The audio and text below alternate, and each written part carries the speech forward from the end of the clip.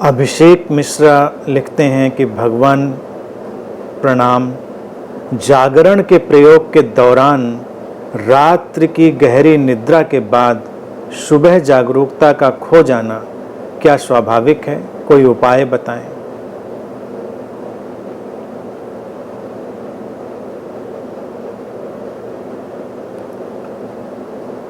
उपाय ना पूछे। जागरण कोई तनाव नहीं है। जागरण एक सुखद जीवंत अनुभव है। जागरण के प्रयोग अगर ऐसा कोई हम नाम देंगे किसी प्रक्रिया को तो वो तनाव लाएगा। जब भी जागृति आती है व्यक्ति के भीतर तो वो एक किस्म का ठहराव लाती है, उसके भीतर एक किस्म की शांति लाती है और वो ठहराव और शांति कभी नहीं खोता। जागरण की प्रक्रिया में जो तनाव है वो आता और जाता है।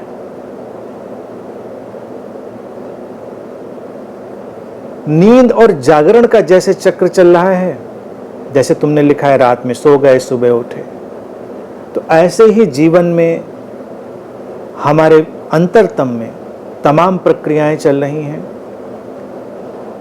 जागरण और निद्रा यानी बेहोशी, इसके बारे में क्या ठीक ठीक व्यक्ति जानता है या इसके बारे में भी उसका अपना कोई कंसेप्ट है, उसकी अपनी कोई अवधारणा है?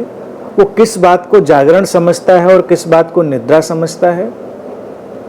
अस्तित्व एक एकत्व में काम करता है, एक नॉन ड्यूअल फ्लो में, अद्वैत के प्रवाह में काम करता है।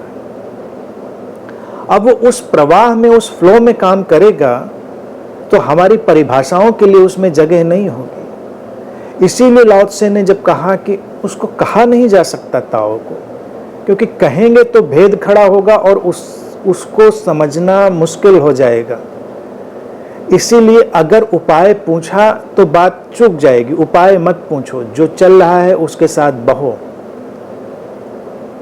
जागरण घट रहा है, इसकी पहचान इसी बात से होगी कि तुम्हारे भीतर शांति की और अकारण प्रसन्नता की अंतर्धारा बह रही है या नहीं बह रही है। अगर वो बह रही है तो जिसको तुम खोता हुआ अनुभव करते हो, जिसको तुम आता हुआ अनुभव करते हो, वो कोई मायने नहीं रखता।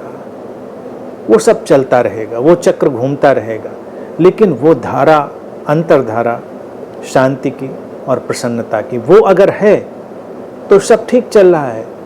बाकी हमारी ही अपनी जो धारणाएं हैं जागरण की, वो कई बार बनती और मिटती रहती हैं। इससे निश्चिंत होकर चलें, बस इस प्रवाह में बहते रहें और अस्तित्व तुम्हें संभालेगा, इस बात की आस्था रखें।